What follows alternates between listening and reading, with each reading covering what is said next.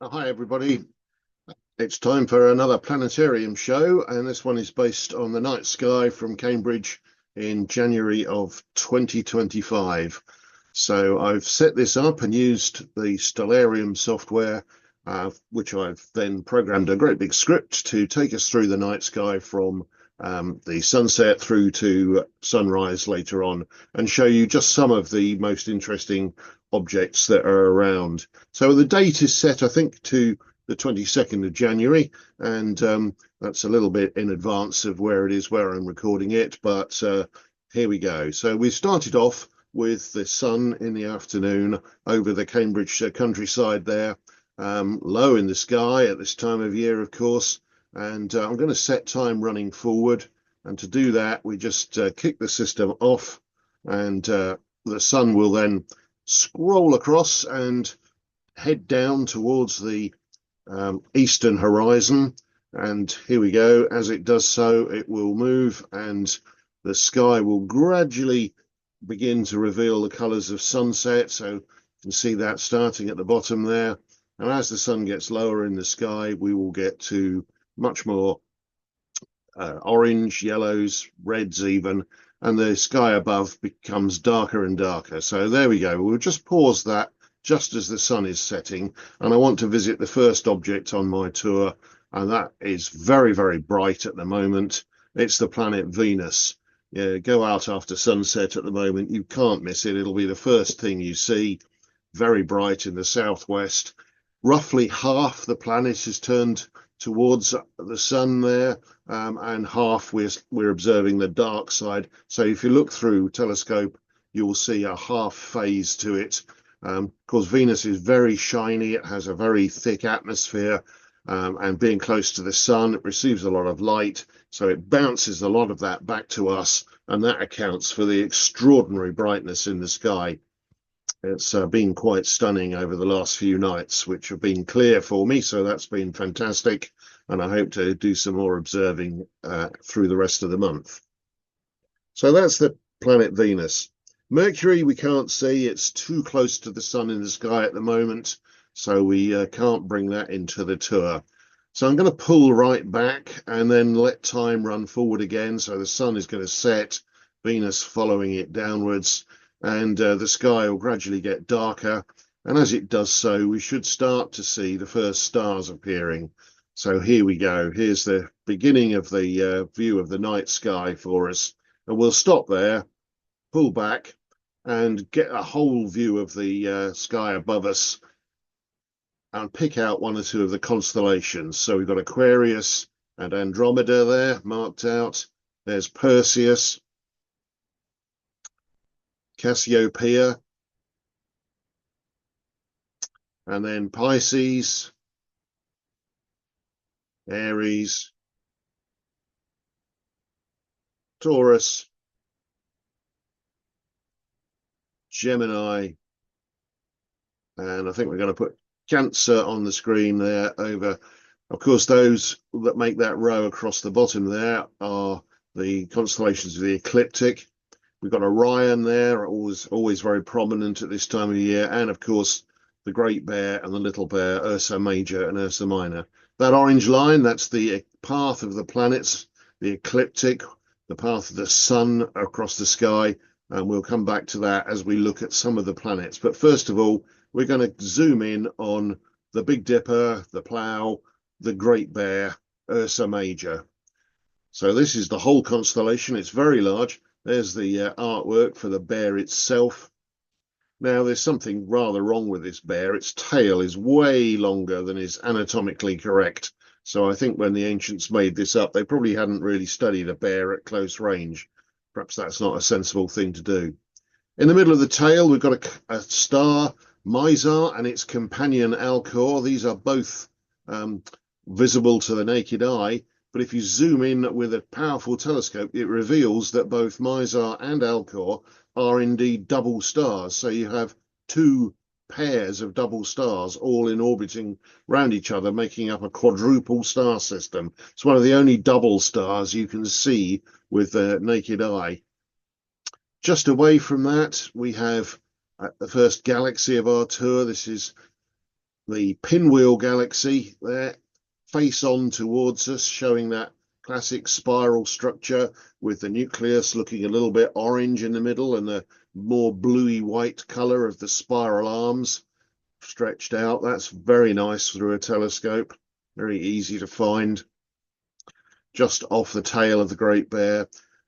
Now, if we go the opposite direction, down away from the Great Bear, just below it, we'll find another galaxy. And this one is called the Whirlpool Galaxy, one of my favorite objects to track down. This is, in fact, again, a spiral galaxy face on, but it's in the process of devouring a small dwarf galaxy that's come too close to it. And that's the object at the top there. You can see all the disruption of clouds of stars being hurled in different directions by the gravitational slingshot caused by these two interacting with each other. So that's the Whirlpool Galaxy M51 in Charles Messier's catalogue. Now we're going to move over to a different type of object. This is a planetary nebula, nothing to do with planets, just looks a bit round and blobby in a bad telescope. When you look at it properly, you see it's an exploding star. It's puffed off an outer layer of gas and dust, and the colours tell us what elements are present in that star. And it's leaving behind a white dwarf in the centre, a little tiny dead remnant. It's the Owl Nebula. It looks a little bit like an owl when you look through a telescope. Here's a galaxy, another one. This one's a bit more edge on and further away, 45 million light years. Some people call this the Surfboard Galaxy for obvious reasons. And again, you've got that blue colour in the outer regions and the more orange and white in the centre where the nucleus is. We're going to pull back and move to a different area, again, not too far from Ursa Major, just up above it, where there's a nice little group of galaxies that we always include on our open observing nights. This one is Bode's Galaxy, Messier Object 81, a nice spiral galaxy, reasonably bright and easy to find. And just next to it, there are three other small galaxies there, two at the bottom, and this one. And this one, the Cigar Galaxy, very much a spiral, but edge on and has a lot of activity going on. It's a starburst with lots of new stars being formed. And there are these two jets of hydrogen gas being hurled out of the centre. What's happened here is that about 6 million years ago, that came too close to Bode's Galaxy and had a bit of a train wreck with it, a bit of a nasty gravitational disturbance. And it's twisted and distorted the Cigar Galaxy. Okay, so now we've left Ursa Major, the Great Bear, and gone over to Ursa Minor, the Little Bear. This has an even more ridiculously long tail. And you can see the stick diagram there. There's the poor little bear with his Great Bear companion on the edge of the screen. And the Little Bear has a very important star at the tip of the tail there. That's the pole star, the North Star, Polaris. We can zoom in on it.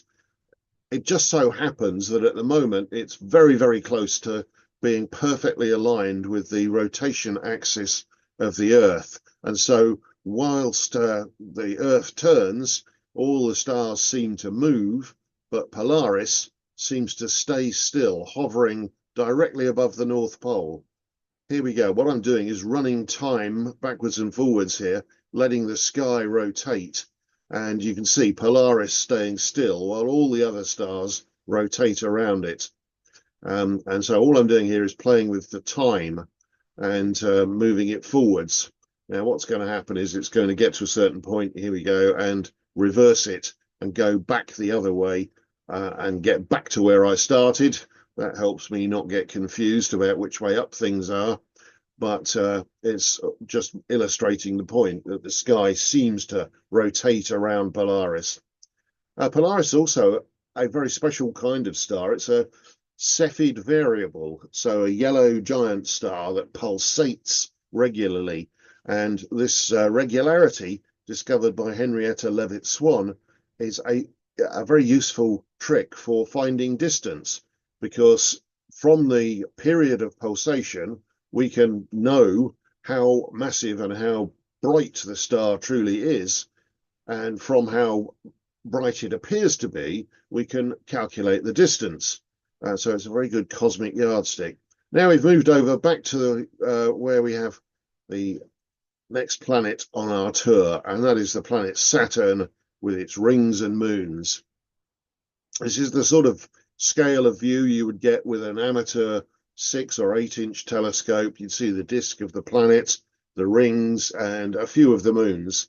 The more powerful your telescope, the more moons you tend to be able to see. But at the moment, the rings are getting to a very, very thin, edge-on almost aspect from the line of sight from Earth, and they will go completely edge-on and disappear. They're very, very thin indeed, and so when they're completely edge-on, we just can't see them. But that's nearly the case now. The biggest of Saturn's moons, once thought to be the largest moon in the solar system. If you read any of the late Sir Patrick Moore's books from the 60s and 70s, it has this as the largest. That's because it has an atmosphere, and what we're looking at is the cloud tops here, full of that orange smog of organic matter. Very interesting from the point of view of the potential for some sort of weird alien life, maybe. But that was a quick trip to Saturn and just a look at Titan. We can't go through all the rest of the moons, but they are extremely interesting in many cases. So you can see here we've got Saturn and Venus very close to each other, just on that orange line of the plane of the solar system there. And we've scrolled forward here, letting time move onwards, and they've now disappeared and set. So we'll go up over to this part of the sky and take a look at Jupiter, also shining very bright in the night sky at the moment. Not as bright as Venus, but still brighter than any of the stars. Again, this is the sort of view you would get with an amateur telescope, with the planet there, with the 2 cloud belts across the middle, and the 4 large moons that were discovered by Galileo. If we zoom right in on the planet, though, we can see in more detail. We get much more detail of the cloud belts and the north and south darker polar regions, some bluey grey barges just below one of the belts there, and quite a number of spots. Now, the famous Great Red Spot is on the other side of the planet at the particular time that I chose, so we don't see it. This is the first moon out. This is Io. Looks a bit like a pizza, but it's not cheese. All those colours, the white, black, yellow, and orange, are different forms of sulfur. Depending on how fast you cool sulfur, it gives you versions with different chemical makeup, different molecule structure, and different colors.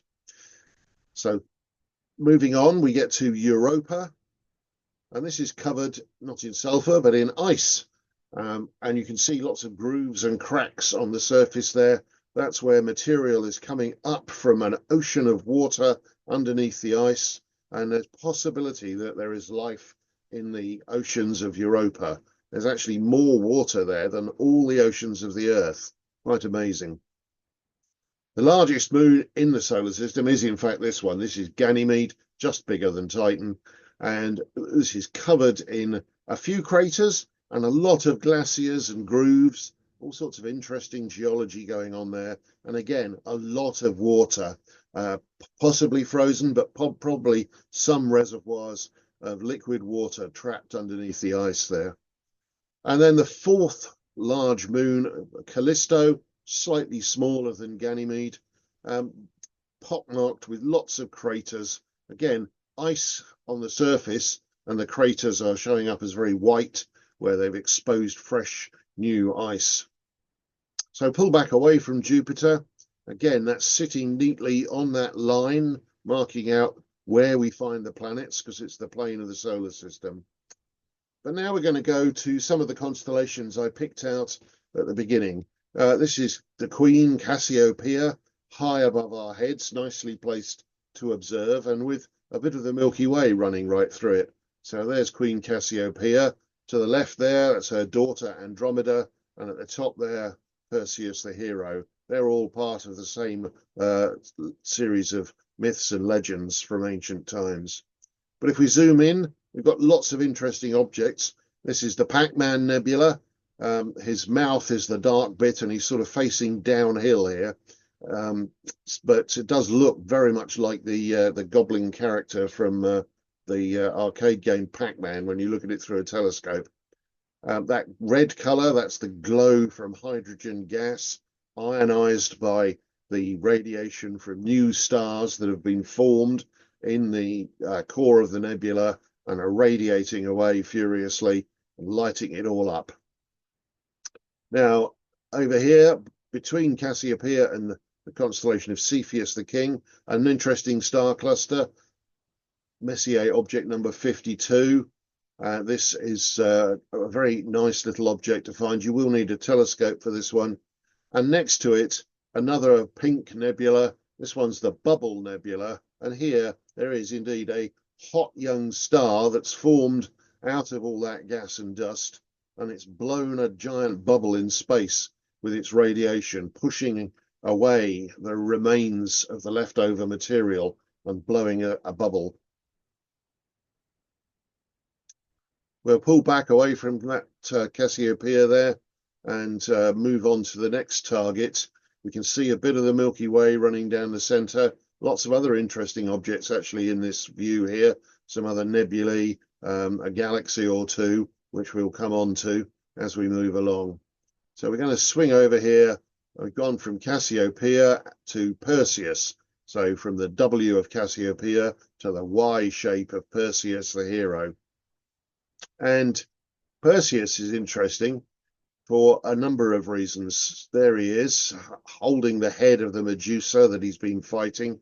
And we're going to zoom in on one or two of the nice little objects. So the first one really lies between Perseus and Cassiopeia. Very nice object with a pair of binoculars. This is the double cluster.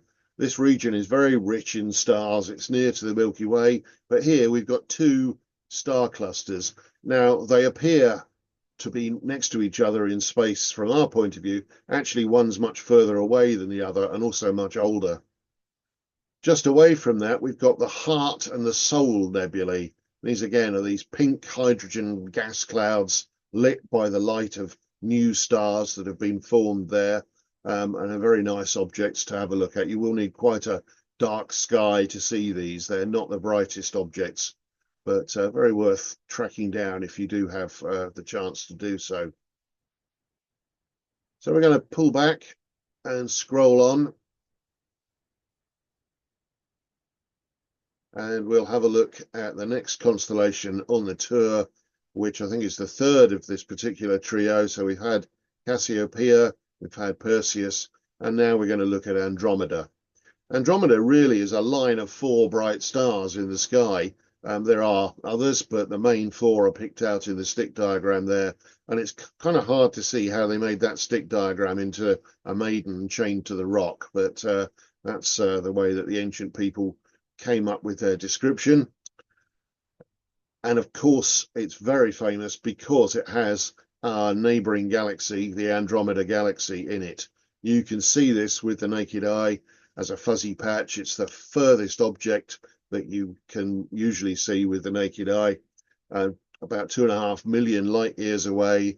And it's a little bit bigger. It's got more stars than the Milky Way. It's got about 1 trillion stars, which is about double the number that we have. And that's really quite a big galaxy. It's got some little dwarf galaxy companions. There's one right in the center here that is orbiting around Andromeda.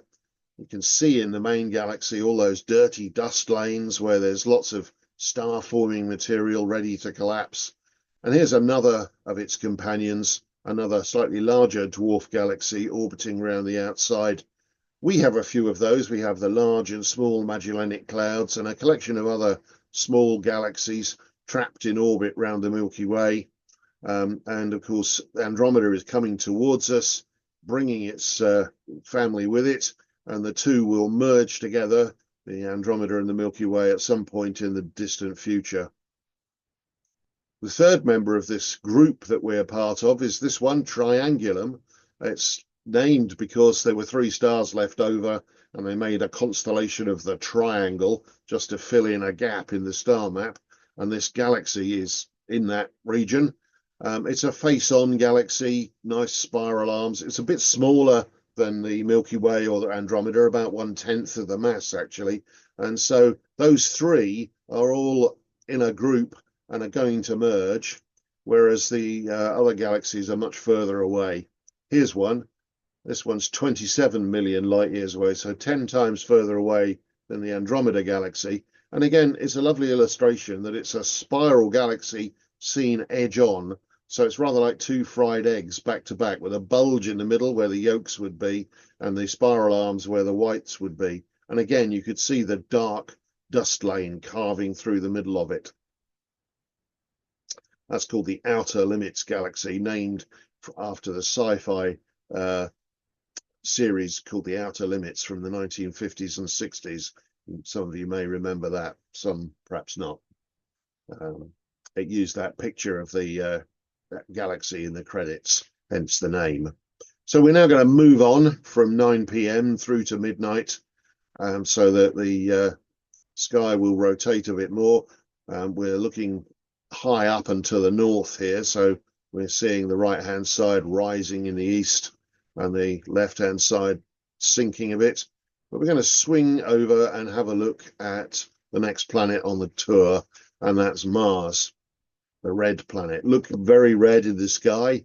Zoom in on it with a telescope and you get quite a nice view. It's quite a small planet, so you need a lot of magnification, and it's well worth it if you do, especially if you can put a filter in. There are various filters that greatly enhance your view of Mars. The green filter works quite well. But here we have it. We've zoomed right in. On the right-hand side there, there's a volcano sat on the desert floor of the orange, rusty deserts. And then we've got the darker highland regions. A fascinating planet, entirely occupied by robots, of course, because we've sent a number of robotic probes there. Well, I say entirely, who knows? There may be life clinging on underneath in the permafrost and in some of the liquid reservoirs deep in Mars's crust. It's highly probable that life got started on Mars before it lost its atmosphere to space and conditions became very difficult for the surface. So now we're going to have a look at Taurus. We've got the face of Taurus, the bull, with the enormous horns there. The face making up that sort of V shape. And it's got the bright star Aldebaran, the red eye of the bull, which we'll just pick out for you there in the center. And an interloper, of course, that's Jupiter, the really bright thing just above the center there. Let's zoom in a bit. We can see Jupiter towards the middle top. Over here, we've got the Pleiades, the seven sisters. This is, you can see about 6, 7, or 8 stars with the naked eye, depending on your eyes and conditions. But with binoculars, you might see 50. There's 1,500 altogether, and a telescope will reveal a lot of them. But the field of view will be only part of the cluster. So binoculars are best for looking at it, really, just for enjoyment, because you can get the whole thing into the field of view. And so worth a look. Now, if we swing over next to one of the stars that's at the tip of the horns of Taurus, we find the first object in Charles Messier's catalogue, M1, the Crab Nebula. This is the remains of a supernova explosion seen by Chinese astronomers in the sky in the year 1054 and around the rest of the world. Actually, there's evidence of it even in rock art from North America, from the indigenous people there. So it was seen widely and recorded. And now when we look back, we see the exploding shockwave still getting bigger. Time after time we measure it, and we can work back and prove that it's the would have been from the supernova in 1054. Now we'll look at my favorite constellation of all, and that is Orion the Hunter, facing off against his eternal foe Taurus in the sky. There we have it. He's got his arms stretched out with a club, and he's holding what appears in this artwork to be an animal pelt. Some people say it's a shield or a bow, but it's all a matter of opinion, really. Top left-hand corner of Orion, we find the red giant star Betelgeuse. There's some debate about whether this is about to explode any time soon. It could be now, or it could be in 500,000 years' time. It is at the end of its life. What we don't know about it is the precise mass of it, and that makes a big difference, because the bigger a star is, the more rapidly it burns all its fuel and explodes. So we just don't know quite when that one's going to go. Down in the sword handle of Orion, my favourite object of all, the Orion Nebula, beautiful through binoculars, and the bigger the telescope, the more detail you can see with this one. It just gets better and better. Very bright, overexposed in the middle of there. There are four very bright stars making up the trapezium and lighting up a bubble in space of all of that glowing gas and dust, out of which thousands of stars have been formed, and their gas will get blown away, and there'll be a new star cluster there, rather like the Pleiades. Now, moving to the left-hand side of Orion's belt here, you can see the three belt stars, and Alnitak is the left-hand star, but adjacent to that, there's a couple of nebulae. There's the Horsehead Nebula in the center, and at the top there, the Flame Nebula. The Flame Nebula you can track down relatively easily. The Horsehead Nebula, really quite a difficult target. There's very faint, actually, that glowing hydrogen gas in the background is not the brightest, and so it's quite a difficult object to see. So don't be disappointed if you try and find that and can't. Move on to something else. You might like to try the next object on the tour, which is just above Orion's belt. This is much easier to find and brighter, and this is a reflection nebula. There's a band of dark, dusty material blocking the view of a bright young star, and that star is sending out lots of blue light, which is then bouncing back to us from a cloud of gas beyond. So it's reflecting the light back. Lots more objects to see in and around Orion. We could probably go on all night, but I've limited myself to just half an hour on this tour, and so we're probably going to just pull back and let time run on forward again, but this will go on into the pre-dawn sky, and then the sun will come up, and that'll be the end, and we'll save the other objects for another time.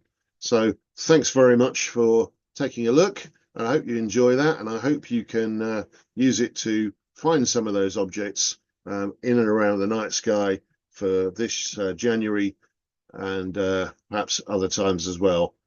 So there we go. There's a few of the other constellations that are in the sky in the pre-dawn sky, but we'll just end it there. So thanks very much.